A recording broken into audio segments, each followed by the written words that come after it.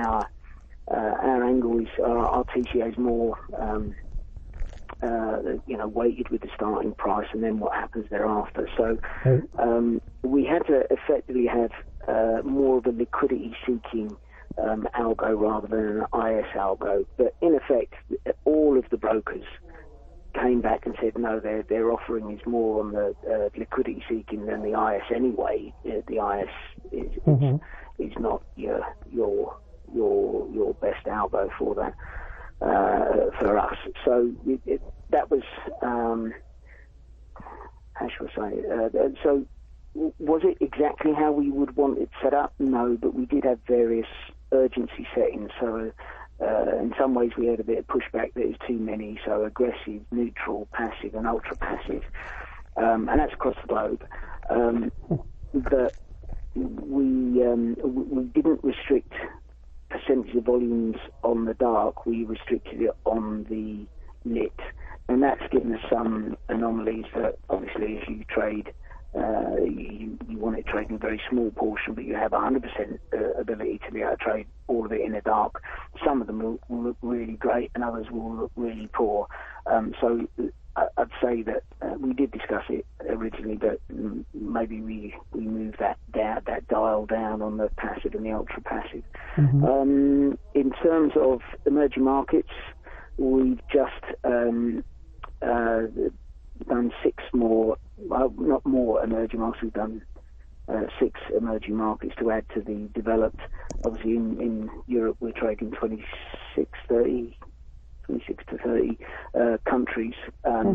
Some are not really well set up for algo trading, but you'd be surprised with some. That's interesting. Yeah, and are we setting up a different algo altogether? No, we're requiring the brokers to adapt their algo and recognise that this is the structure of the algo, this is your constraints, and you need to recognise that. I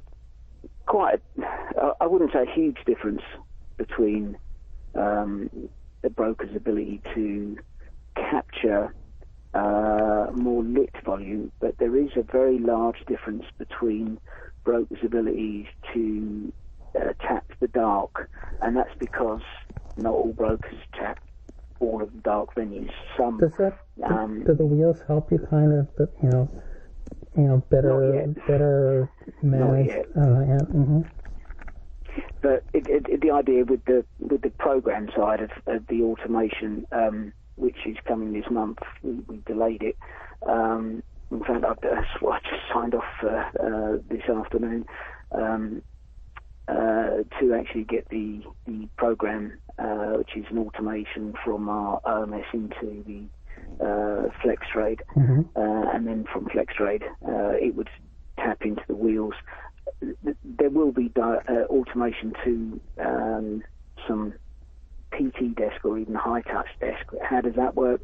Well, that's for more directed flow. For instance, for our own ETFs, where the authorised participants that create and redeem the ETFs will direct their flow back. So, for instance, flow traders, where they haven't got their own trading thing, they may direct the trade to Goldman's because they've been quoted at a particularly cheap rate, etc. So that comes back and that will go through to the PT desk. We're not adding anything there to the trading, so that's something that we really should be automating. And the more you can automate that, where you're not adding anything, then it should allow us more time and empower us to be able to do more with our time with PMs. I would add that are our algo wheels, routing wheels, where we want them, as in that's the ideal? No. Do we have all the brokers that we would want?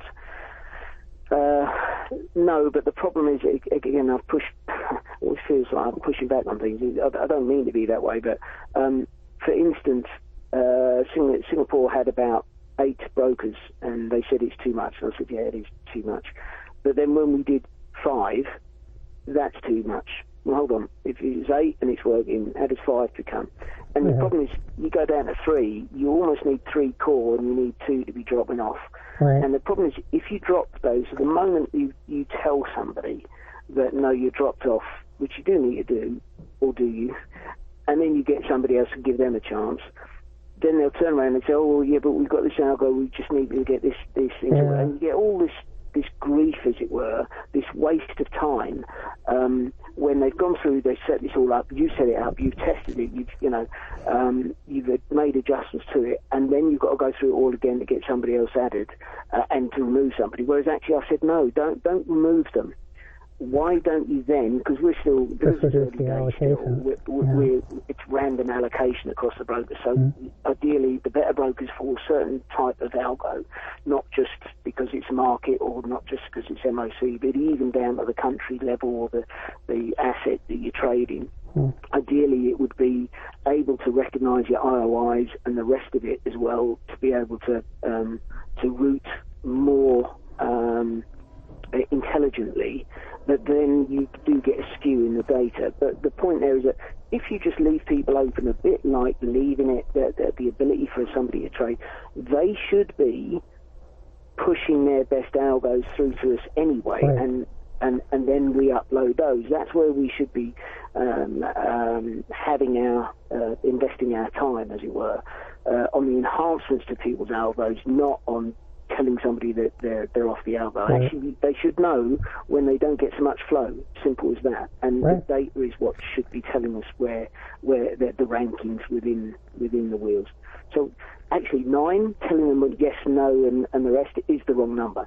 9, and actually having this system identify where they believe they could trade a larger block. Absolutely not. 9's probably too low, right. Which is what's mad.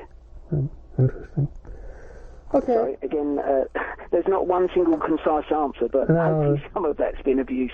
This has been great. No, this is excellent. So we're going to be trying to talk to, we're going to be talking to 50 to 75 different head traders. We'll be aggregating this up. Hopefully it's middle of April, done middle of March. Hopefully by May, June, we'll have a good portion of this written up. We'll keep you on the distribution for everything that goes out. And and if you want to have an individual session or whatever on the findings, we're happy to do that as well. So we'll keep you in the loop, but it'll probably be a month or two before we get everything to the point where we're actually starting to write. So, Thomas, appreciate it. Thank you very much. Thank you very much, Larry.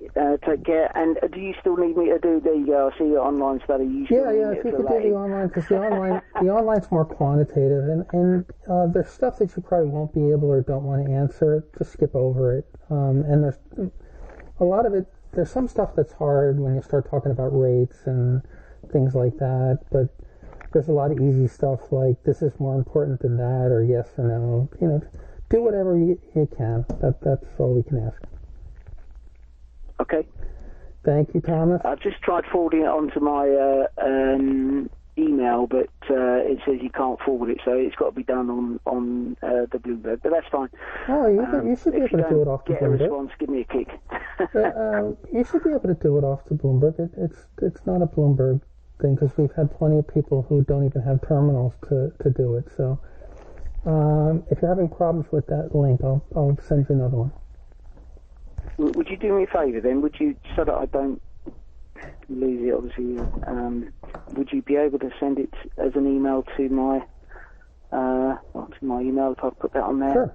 Sure. And at least that way it stays on my list of things to do. Yep. So rather than just getting lost. Great. Thank you very much for your time. Thank you for which email do you want me to send it to? The one you just... do you see that on your Bloomberg chat ID? Yeah. Hold on. Where's my IB session? Thomas. Yeah. Thomas.Bartlett or Barrett at ubs.com. Barrett, yeah, BARRETT at ubs.com. If I type to you, can just highlight, copy it, and paste it into your Outlook. Exactly. Okay. Thanks, Tom. Thank you very much. All the best. Take care. Thanks. Bye. Stay safe. Cheers. Bye.